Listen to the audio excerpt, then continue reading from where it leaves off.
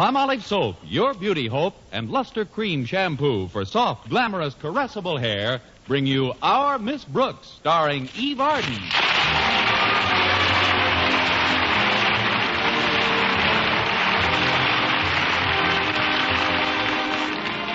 Not very many of us like to get up early in the morning, but our Miss Brooks, who teaches English at Madison High School, doesn't seem to mind at all. No, in fact, I get quite a kick out of waking up in the morning because it offers proof positive that I managed to live through the day before. However, last Wednesday, my landlady, Mrs. Davis, woke me at what seemed like an excessively early hour. Connie, get up, Connie. Why? Because it's 6 a.m., and I'm leaving the house early, and there are several things I want you to do for me. Like what, for instance? Like feeding our cat Minerva at 5 minutes after 7. But why don't you feed her now? Why, Connie, you ought to know better than that.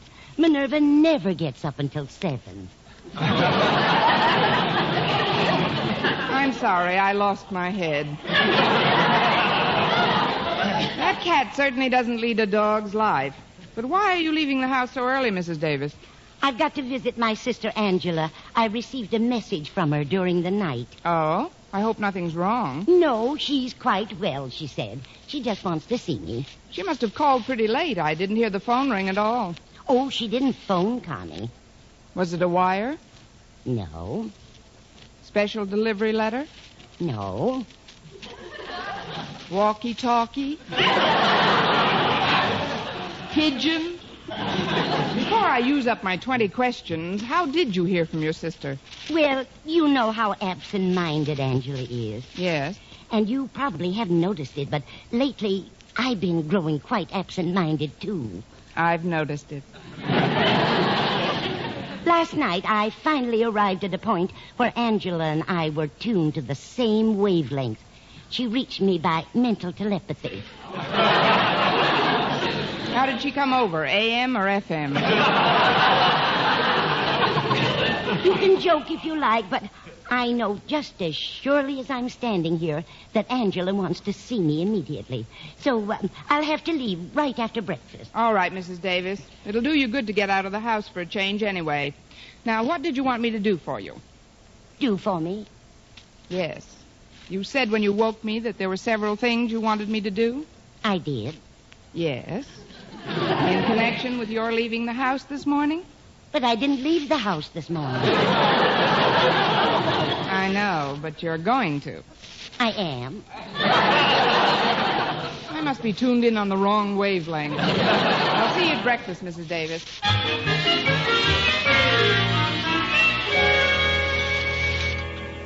Well, how did you like your breakfast, Connie? Fine, Mrs. Davis. Now, if you'll excuse me, I'll get ready to go to school. Mr. Boynton's picking me up. Oh, good. Well, I'll finish these dishes before I go, Connie. Oh, I'll get it. Coming. Well, if it isn't our school custodian, Mr. Jensen. If it isn't your school custodian, Mr. Jensen, then what? What? When you opened the door, you said, well, if it isn't our school custodian, Mr. Jensen. Mm-hmm. Then I said, if it isn't your school custodian, Mr. Jensen, then what?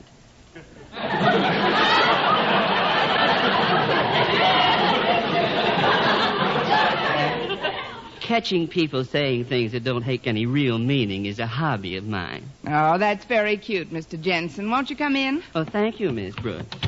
Oh, that's better. What's better? Look, Mr. Jensen. Look at what? I don't mean look, I mean listen. I'm in kind of a hurry. What kind?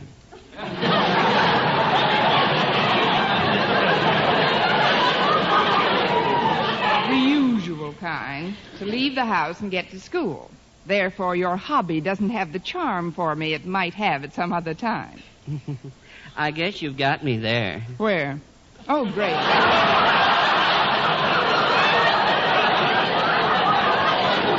got me doing it.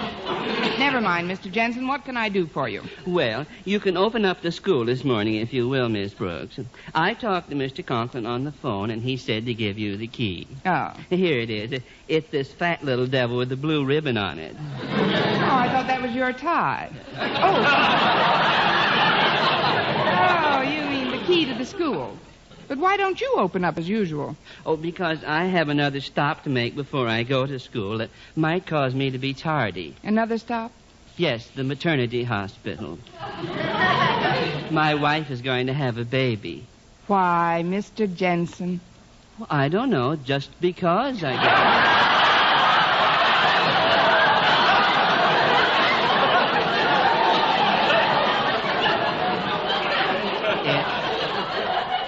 It's our 6th child, Miss Brooks.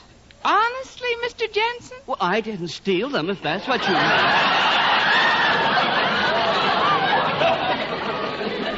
Well, I'd better be getting along now. My wife will be expecting me. She's sort of used to having me around. I imagine she is, Mr. Jensen. Please accept my heartiest best wishes for both of you. Oh, thank you, Miss Brooks. May I remind you to be prompt in opening the school? I wouldn't want Mr. Conklin and the students to be kept waiting. No, they won't be, Mr. Jensen. And be sure and let me know whether your wife has a boy or a girl. I will, Miss Brooks. Good day, Mr. Jensen. Yes, it is, isn't it? I'll just put this key on the hall table here so I don't forget it. Oh, Connie, will you come into the kitchen a moment, please? Yes, Mrs. Davis. I'm all finished with the dishes, and I'd like to leave immediately. Now, Connie, when you wake Minerva, be sure to wake her gently. She's been quite sensitive about noise ever since she fell into my new Speed Queen washing machine. I don't know why. It did a very good job on her. But I'll be careful not to upset her, Mrs. Davis. Oh, here's Minerva now. Good morning, dear. How did you sleep? I'm glad. Well, I'll be running along now. You'll give Minerva her milk, won't you, Connie? Oh, certainly, Mrs. Davis. Remember me to your sister Angela, if you remember. I will, dear. Put a little cream in with the milk. She likes it that way. All right, Mrs. Davis. That is, if we have any cream. Here we are. No cream left. She'll have to drink it black. I'll just pour the milk into this dish. There you are, Minerva. There isn't any cream left, Minerva. We'll have cream for you tomorrow. Drink that milk or I'll turn on the washing machine.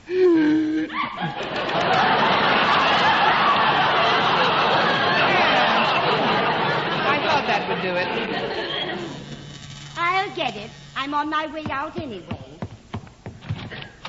Oh, come in, Mr. Boynton. Oh, thanks, Mrs. Davis. You leaving the house so early? Yes. Let's see if I've got everything.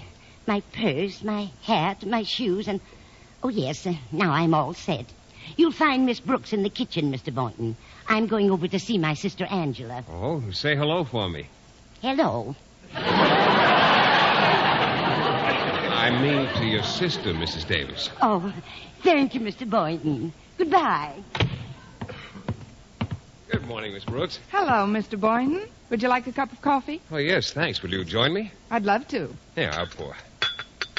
I ran into Mr. Jensen down the block. Cream? Yes, please. He told me his wife was going to have a baby. I think large families are wonderful. When I meet the right man, if I haven't already met him, I'll want to get married and have several children of my own. Sugar? Yes, Mr. Boynton. I mean, yes. Say, look at the clock. We'd better hurry with this coffee. Oh, you're so right, Mr. Boynton. And before we go, I'd better unlock the back door. Mrs. Davis invariably forgets her key. Oh, she didn't forget it this time. When she was leaving, I noticed she took a little fat one off the hall table. She took the little fat... Mr. Boynton, that was the key to the school. Mr. Jensen asked me to open up this morning. Oh, no, Miss Brooks. Oh, yes, Mr. Boynton. Oh, gosh. Pretty soon, Mr. Conklin and all the students will be arriving at school, and nobody will be able to get in. Mr. Conklin will be furious at you. Don't remind me. I can see the sparks flashing from his tongue already. Gee, I'm in quite a spot, aren't I? Aren't I? That shows how upset I am, Mr. Boynton. An English teacher should never be guilty of saying, aren't I? But, Miss Brooks, what about school? Suppose we hurry over and explain Aren't is things. merely the contraction of are not. Therefore, one who says, aren't I, is guilty of saying, are not I. Miss Brooks, what about... The correct form is, am I not? aren't I, being nothing more than an absurd and altogether ungrammatical affectation. Miss Brooks, what about school? I ain't going.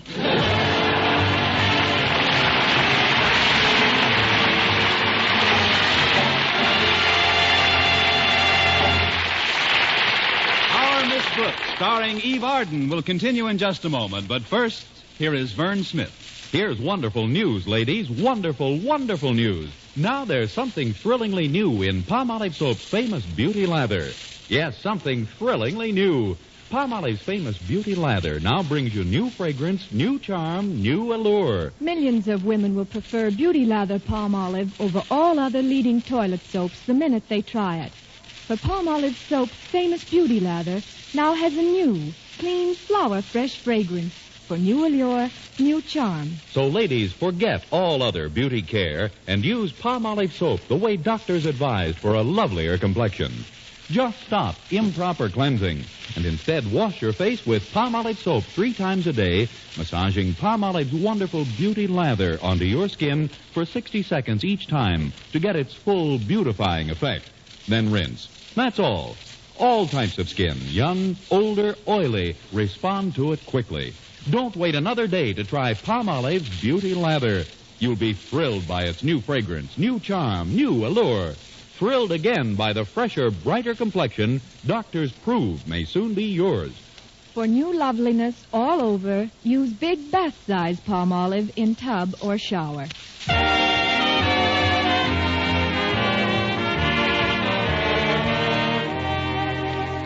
Well, I finally decided to face the music, even though I knew that the music would consist of some angry pear-shaped tones emanating from Mr. Conklin's pear-shaped head. By the time Mr. Boynton dropped me off, there were so many students milling around dear old Madison High that it looked like a training school for young pickets. I found Mr. Conklin pacing up and down outside his office windows. Ah, there you are, Miss Brooks. Good morning, Mr. Conklin. It's about time. Now then, if you'll give me the key. The key? Yes, the key. Let me have it. I'll let you have it as quickly as possible. There is no key.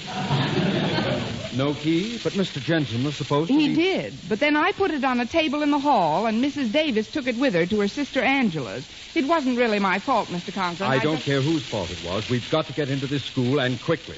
You see, Miss Brooks, the Board of Education is presenting Madison High with a plaque today. A plaque? For what, Mr. Conklin? It's an award for the best attendance record of any high school in the county. Really? Why, that's wonderful. Congratulations, Mr. Conklin. Thank you, Miss Brooks, but I'd rather receive your felicitations inside my office instead of out here. That's your phone, isn't it, Mr. Conklin? Yes, it is. But thanks to your far-sighted suggestion after those 2 boxes of chalk disappeared, ours is the only school with a double lock on the front door and bars on all the windows. I can't get in to answer it. Well, maybe it isn't important, Mr. Conklin. I think I know who's calling, Miss Brooks. It's the Board of Education. They want to know when I'm going to hold an assembly. An assembly? Yes, Miss Brooks. They want to give us a plaque for perfect attendance, and nobody's in school to answer the phone. Oh, please, Mr. Conklin, try to be calm. We'll think of something. Maybe I could call Mrs. Davis when she gets to her sister's. No, Angela has no phone. I know. I'll go out to her house. You'll do no such thing, Miss Brooks. We'll need every teacher we've got to set up classes on the athletic field. Hello, Daddy. Miss Brooks. Don't you think it's time we were getting into school? Now, that's an excellent suggestion, Harriet. Miss Brooks hasn't got the key. Wait a minute. You drive, don't you, Harriet? Well, certainly, Miss Brooks. Can I go somewhere for you? You'll stay right here, Harriet. There must be someone else you can send, Miss Brooks. How about my dreamboat, Walter Denton? Dreamboat?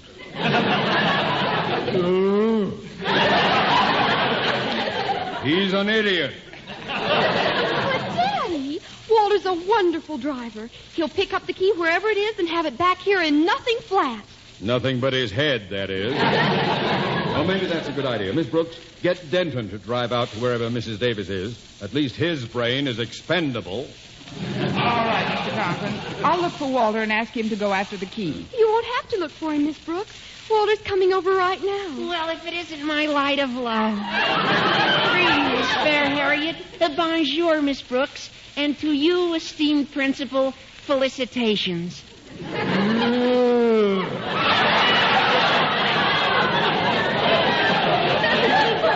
the matter, Mr. Conklin? Catch a rancid wheat cake at breakfast? Mr. Conklin's not in a very good mood this morning, Walter. You see, today's the day the Board of Education is supposed to award Madison a plaque for its fine attendance record. Well, what's bad about that? Let's get into the jolly institution and snag that little beauty.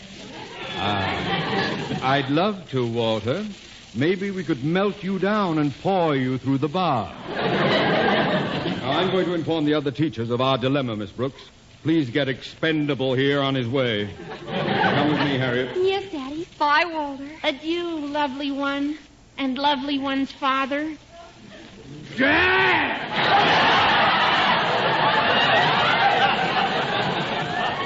Brooks, there are times when I sense an animosity in that man. Now, what do you suppose could cause such a reaction? Hatred, for one thing.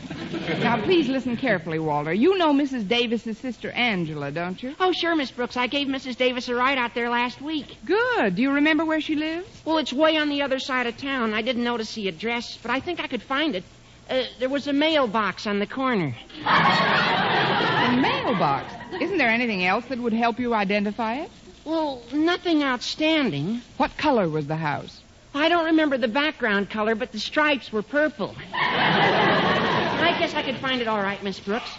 But I wish you'd tell me what this is all about. Well, it's about the key to the school, Walter. Mrs. Davis walked off with it this morning, and it's up to you to go and get it back. Now, just ask her for the little fat key on a blue ribbon. Your wish is my command, Miss Brooks. My eager jalopy is champing at the curb. What kind of a car is that anyway, Walter? Oh, it has no name, Miss Brooks. Just a slogan. A slogan? Yeah. You know how they call the new Hudson the car you step down into? Yes. Well, this is the box you back away from.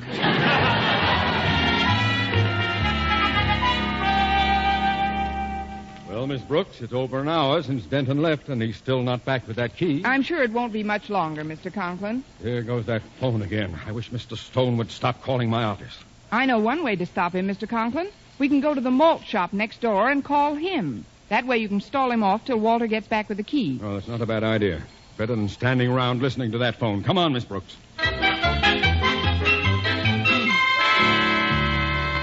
Well, here we are, Mr. Conklin. Martin's Malt Shop, Madison's unofficial annex.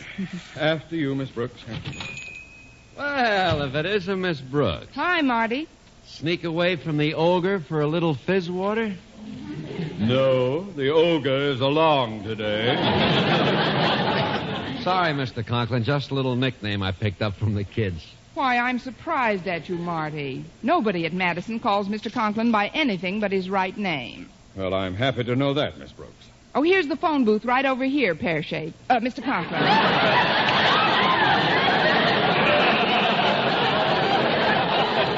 I'll dial the Board of Education for you. School days, dear old golden rule. Board of Education, Mr. Stone speaking. Mr. Conklin calling you, Mr. Stone. One moment, please. Here you are, Mr. Conklin. Thank you. Hello, Mr. Stone? Is that you, Conklin? Yes, it is, Mr. Stone. I might as well have a Coke while I'm waiting. Well, it's about time. I was beginning to think that Madison High School had slid into the sea. Well, I had to step out of my office for a minute, Mr. Stone, but I'm back in it now. Yes, sir. What's that? What's what? Osgood, are you hissing me? Oh, no, sir, no. We must have a bad connection. It's a terrible connection. You say you're in your office? Yes, sir. I'll call you right back. Yeah, but, Mr. Stone... And for heaven's sakes, don't disappear again. Goodbye. Wait, Mr. Stone. Wait, Mr... This is the last straw. What did he say, Mr. Conklin? He said he's going to call me right back. Now I'm in deeper than ever. Oh, we'll figure some way out of this. After all, Mr. Stone is only a human being. A human being who happens to be the head of our local Board of Education. Oh, this is awful. Excuse me, Daddy, but the telephone in your office is ringing. The telephone in your office is ringing. What do you suggest, Harriet? Well, I don't know, Daddy, but don't worry. I'm sure Walter won't fail us. He'd better not. Now, Miss Brooks, I'm going over to inspect the classes that have been set up on the athletic field. I want you to call the board and talk to Mr. Stone. Me? But what should I tell him? Improvise. Oh, but Mr. Conklin... Stall him off, Miss Brooks. I'm counting on you. Oh, great. Well, I might as well get it over with. What are you going to tell Mr. Stone, Miss Brooks? I don't know yet, Harriet. I'll wait till he answers. Hello, Mr. Stone speaking. Hello, Mr. Stone. This is Miss Brooks at Madison High. Yes? I'm calling from Mr. Conklin's office, Mr. Stone. He asked me to call you. Give me a double strawberry temptation, Marty. Oh, he did. What about, Miss Brooks? About his not being able to talk to you for a while. What in the world is that sound? Sound? Oh, that's the radiator, Mr. Stone. It's defective. Radiator? In tune? Well, they're just testing it. As a matter of fact, that's why Mr. Conklin can't talk to you. One of our students was just in his office, and this jet of hot water started out of the radiator, and Mr. Conklin jumped in front of the boy to save him and accidentally knocked out 6 of the boy's teeth.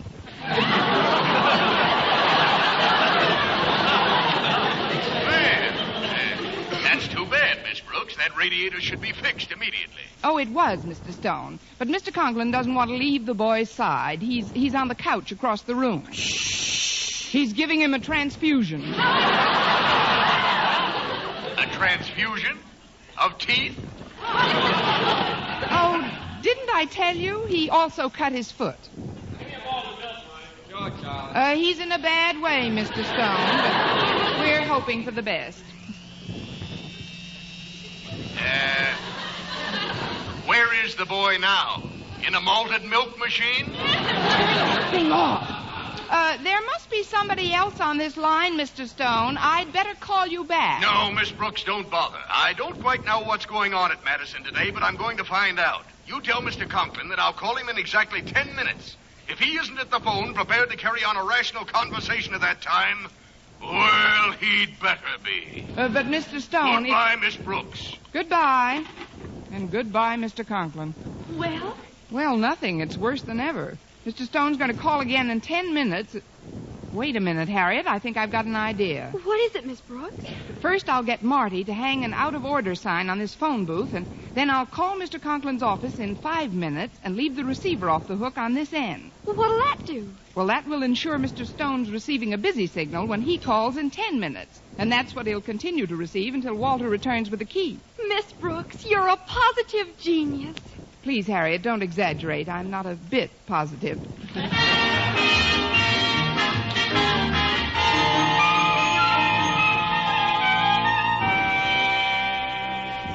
Please calm down, Daddy. I'm sure Walter will be back any minute. Oh, that Denton. Instead of sending him for the key, I should have sent some other idiot. I should have gone myself. He's nothing but an unreliable laggard, a detestable, nauseating, blundering knucklehead. Excuse me, Mr. Conklin. Here's the key. Bless you, boy. Well, don't stand there, Denton. Open the door. Yes, sir. There you are, sir. Out of the way, out of the way. Now to get that phone. It must be Mr. Stone. Well, I'll just give him a piece of my mind if he thinks he can hound me all day. Hello? Osgood Conklin speaking. Hello?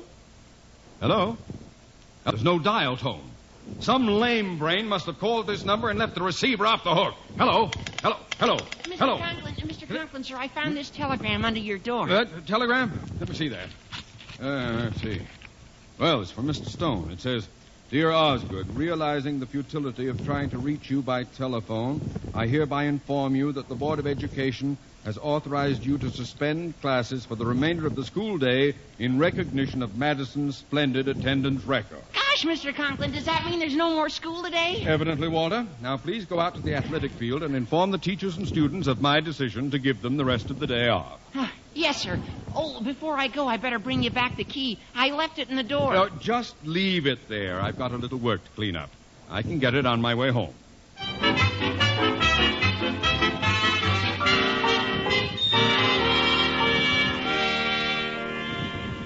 Let's make the most of our afternoon off, Miss Brooks. I'd like to do something really exciting today, if you're game.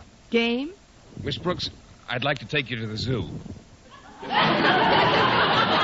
I'm afraid that's a little too gamey for me, Mr. Boynton. I'd much rather go to a movie. Say, we must be the last 2 people on the grounds. I feel like Oh, excuse me a minute. What's wrong, Miss Brooks? I just noticed the front door. Walter left the key in it. You know, the extra lock was my idea. Yes, I know. Mr. Conklin's been so worried about this key all day, I'm not going to take any chances. What are you going to do, Miss Brooks? I'm going to lock up the school and mail this key to Mr. Conklin.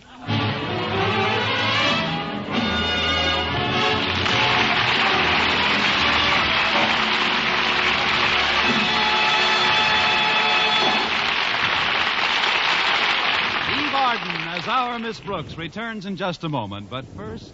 Dream girl, beautiful luster cream girl. Tonight, show him how much lovelier your hair can look after a Luster Cream shampoo. Only Luster Cream brings you Kay Daumit's magic formula blend of secret ingredients plus gentle lanolin. Gives loveliness lather even in hardest water. Glamorizes your hair as you wash it.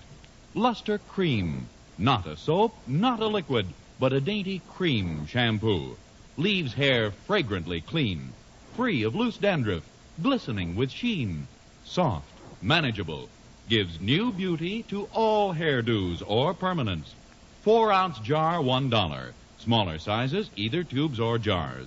Tonight, try Luster Cream shampoo and be a Dream girl, beautiful luster cream girl. You owe your crowning glory to a luster cream shampoo. And now, once again, here is our Miss Brooks. Well, after I mailed the key, Mr. Boynton took me to the zoo. Then we had a nice Dutch dinner, saw a very exciting movie, and wound up at Marty's malt shop. Give us a couple of malters, Marty. Coming right up, folks. That certainly was a terrifying picture, especially when Lucy starts to hear the voices. Oh, I don't know. Lots of manic depressives wind up like that. Beg pardon, Mr. Boynton? I didn't say anything. Oh, I guess it's the effect of that movie. Hello. Can you hear me? Won't somebody answer me? Now, wait a minute. I'm not that far gone. Hello out there. It's coming from the phone booth. I better see what that is. Well, that's funny. The receiver's still off the hook. Hello? Hello? Is that you, Miss Brooks? Yes. Mr. Conklin? It is indeed. Have you been trying to reach me, Mr. Conklin? I have indeed. Oh, if it's about the school, Mr. Conklin, you don't have a thing to worry about. I locked it securely before I left the campus. Nobody can possibly get in. That's not what I'm worried about, Miss Brooks. I'm worried about getting out. You mean... Oh, no, you're not still. Yes, I'm still. Now get over here with that key! Yes, sir. Right away, sir. The key? Oh, Mr. Boynton, do you think you could lift me up? Why, of course, Miss Brooks. Good. Let's get down to the corner. I want you to slip me into the mailbox.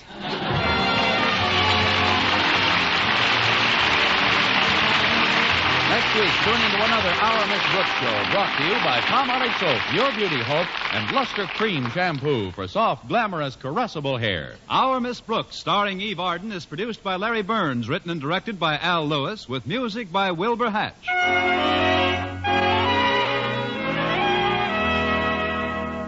Men, do you shave with a lather or brushless shave cream? Palmolive shaving cream comes both ways. And whichever way you prefer to shave, you'll find that using either Palmolive brushless or Palmolive lather shaving cream can bring you more comfortable, actually smoother shaves. Here's the proof. 2,548 men tried the new Palmolive way to shave described on the tube.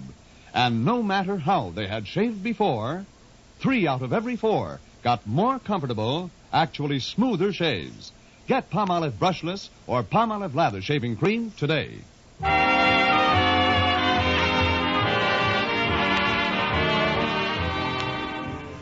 For mystery liberally sprinkled with laughs, listen to Mr. and Mrs. North, the exciting, fun-packed adventures of an amateur detective and his beautiful wife. Tune in Tuesday evening over most of these same stations. And be with us again next week at this same time for another comedy episode of Our Miss Brooks. Bob Lamont speaking. Stay tuned now for Life with Luigi, which follows over most of these stations. This is CBS, the Columbia Broadcasting System.